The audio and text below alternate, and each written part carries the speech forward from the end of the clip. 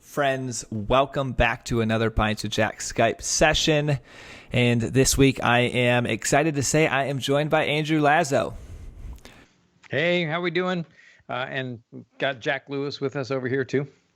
I love that. So it's not just me and Andrew, it's me, Andrew, and Jack here today. And as usual, we are enjoying a little scotch. And so Andrew, cheers to you.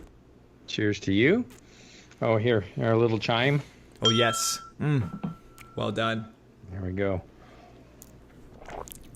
And this, isn't that so good? Cull Ela, my favorite distillery. Yes, listen to one. It's Cole Ela, age 12. It's incredible. Very oily. Yeah. This week for the Skype session, it was David and I on the podcast. And so we wanted to create some space here for Andrew to share a bit about his thoughts on letter 2. And so if you haven't listened to that, go check out letter 2. It was very much on the church and daily church life and universal church versus what we experience. And so, Andrew, I'm curious, did you have anything that you wanted to contribute from letter 2 that just really sticks out to you when you read it? Me? Did I want to say anything about C.S. Lewis? Well, let me think about. Yeah, I'm You're just here to drink, right? You're not here to talk. I am. I taught this book for years in high school and college, and I titled each of the chapters because, as your listeners probably know, each chapter is kind of one main thought. And for me, this chapter is about expectation versus reality. And a friend of mine told me years ago that to have an expectation of something or someone is like planting a resentment in the ground and waiting for it to bloom. Well, and so the patient kind of goes into church with this expectation, and I love how he says right at the beginning of the second paragraph, one of our great allies at present is the church itself, and this is appalling because if I could point you out the window, I'm on campus at a seminary, and I'm training for a full-time job in church. I'm training to be a professional Christian for the rest of my life, God help me. But I love how Lewis talks about two churches, right? Not just the church that we go to and see the people, but the church spread out and universal, terrible as an army with banners. And I think that one of the things that he's trying to get us to do is to focus on the other people and ourselves as we go to church. And at least for me, and I was there this morning, serving in the church and leading the prayers of the people and reading the epistle along with Kristen. But did I really pause for a moment to catch sight of the great cloud of witnesses? One of the things that I love about liturgical Christianity, and as I become an Episcopalian, having been a Baptist and a Presbyterian, visiting the colleges of Oxford, you see row after row after row of saints. And while I need a personal savior, it's a peopled universe, Christianity. I mean, there are 1.2 billion Catholics alone in the world, and the history of all of those saints. And so the tendency is to focus on myself and others and how I respond in church, and not to see church as the Greek word is ekklesia, those ones who have been called out, and not see the kind of universal church that's going on. So that was something that I won't rehash it here, but that was something I focused on in the podcast, that universal church. And how profound would it be if we understood when we entered into that space for worship and liturgy, what we were entering into? It is so much more than just something we have to do on a weekly basis. Right. It's a gift. It's a joy. The cloud of witnesses. That's one of my favorite things, by the way, about Scripture, and I so love that you brought that up. The cloud of witnesses, just picturing that, knowing that there's saints, knowing that C.S. Lewis might be watching us right now and cheering us on as we do this recording. That is such a beautiful image. But, I met an iconographer during my summer field work in Sarasota. I was at the Church of the Redeemer, Episcopal Church of the Redeemer in Sarasota, Florida. And one of our parishioners is this famous iconographer, Christine Hales. And your listeners can go find Christine Hales' art. She does commissions and, large icons and small icons, prints. And I was given a gift And so I commissioned her to actually do an icon of C.S. Lewis. Wow. And so I think that some of your listeners will probably, some of our watchers will probably have some issues, and I'd be happy to have that conversation if you'd enjoy. But for me, looking back at the old saints, and you can see some icons over my shoulder, looking back at the saints and remembering that their devotion to God is a window, a stained glass window into the life of God, or through whom the kind of light of God can shine. And I think that I've been to Holy Trinity Church in Headington Quarry, where Lewis went to church. It's about a mile from his house. I've walked to church there. And it was, so the quarry was where they dug out the clay to make the bricks. And so Lewis's home actually had two big brick kilns, and there's a pond by his house, but that pond was artificial. It's where they dug a bunch of clay, they fired bricks, and a lot of the Oxford buildings, the Oxford colleges, were made of brick that were quarried there. And so it's this kind of blue collar working class church. And that's where Lewis went. So when he talks about the squeaky boots and the charwoman singing lustily, it's this kind of sense of, not Oxford academics, but just these kind of working class people. But I think that that's one of the delights of Lewis, is that he can see these people and see how self-centered he is about them. And I imagine that some of the struggles of this recent convert are Lewis's struggles himself. What would you say to the listener that's watching this? And I'll use this word. Unfortunately, it seems like a movement that's very anti-church. It wants to be spiritual, Christian, of course, and focus on the word, but finds church and the institution of church to be a negative. What would you say to that? Read a book.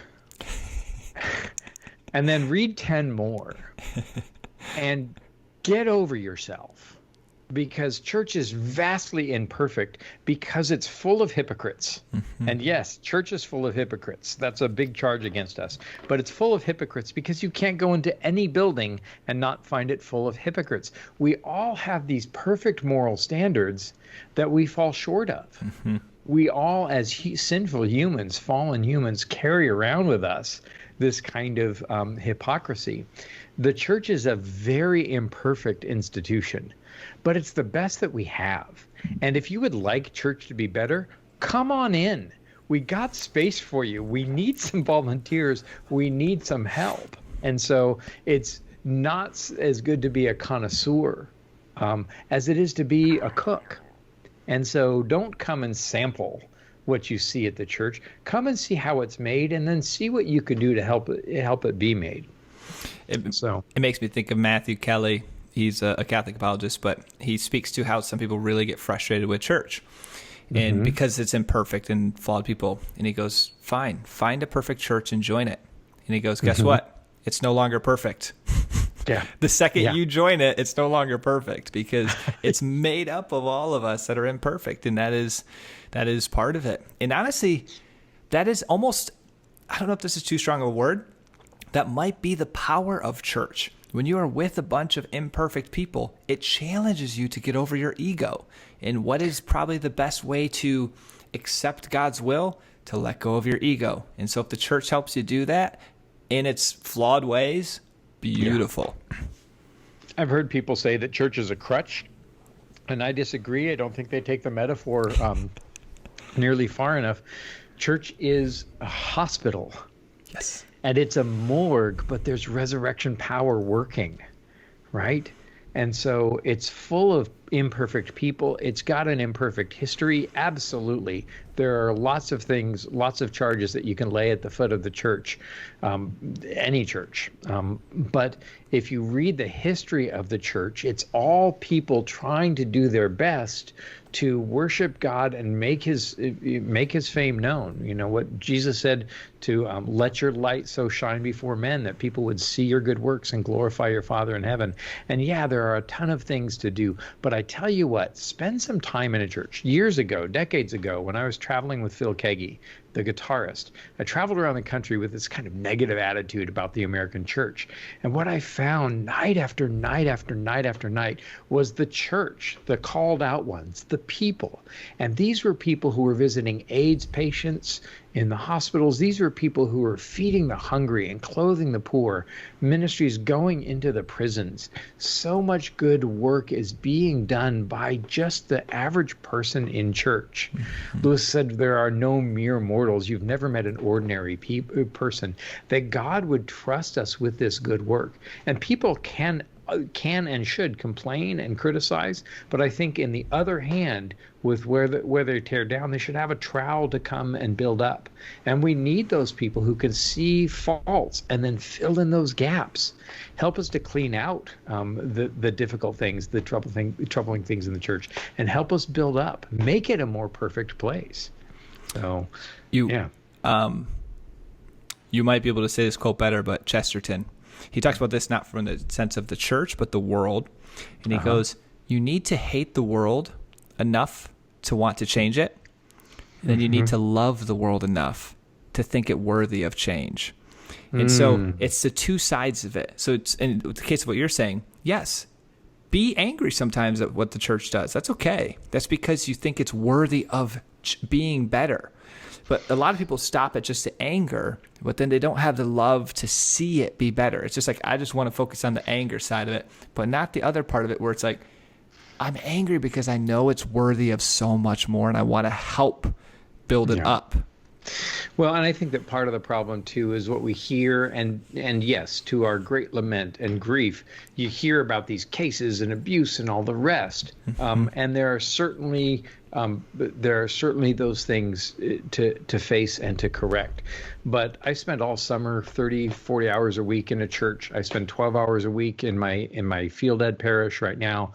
If you spend a week in a church and see the life of the church, what you are going to see is people being kind to one another, people conflicting and then forgiving and growing together, people praying for each other, people digging into the word, people feeding the hungry. And what you're going to find if you spend any time not in the abstract church, not the expectation church, but the reality of any Christian church is what you're going to find is people really trying to shine the light of Christ. So yeah, so we hadn't really planned to talk about this, but I think that it's great for this letter. There's one more thing I really want to focus on during our brief time here, and it is one of the things. Lewis has so many things that speak into my life, which is why I'm such a devoted follower. And we talked in our episode 3 about being Lewis experts or whatever. I consider myself an amateur in the French sense of I love Lewis. And I've been able to do that professionally, and I've had the grace to be able to dig in and spend some time polishing my expertise. But it's because I love what he says, and he says so much that helps me. And there's a quote here that it rocks my world. I use it in seminary. I use it in everything. And it's that quote. I'm sure that you guys touched on it. I haven't had a chance yet to listen to the episode. And he talks about the boy who has been enchanted in the nursery by stories from the Odyssey, who buckles down to really learning Greek. And it's when he goes from dreaming aspiration to laborious doing. From dreaming aspiration to laborious doing. Dreaming aspiration is why we set out to do anything. Wouldn't it be great if we had this podcast? Wouldn't it be great to learn French? Wouldn't it be great to do a grad program? Wouldn't it be great to do anything? But so much of it is the laborious doing. And right around this time, Lewis is writing The Weight of Glory. And he says the things are accomplished not by those who won't wait for the ideal time to come. The ideal time never comes. You just do what you want to do during the imperfect conditions. Those ideal conditions never happen. From dreaming aspiration to laborious doing, and that's how I'm going to get my papers written and my midterm this week and all the rest. And I think that's one of the real glories. It's one of the real keepsakes from this letter in the Screwtape Letters. I have thoughts and comments because I think that's so incredibly beautiful, but I would rather leave the listeners with that. From dreaming aspirations to laborious doing. Yeah. Well, and so let's both this week take the reality that we want. You can apply that even to the church. I have this dreaming aspiration of what it's like to be the church. Where can I throw my spade in? What labor can I do? How can I contribute to making it better than it was?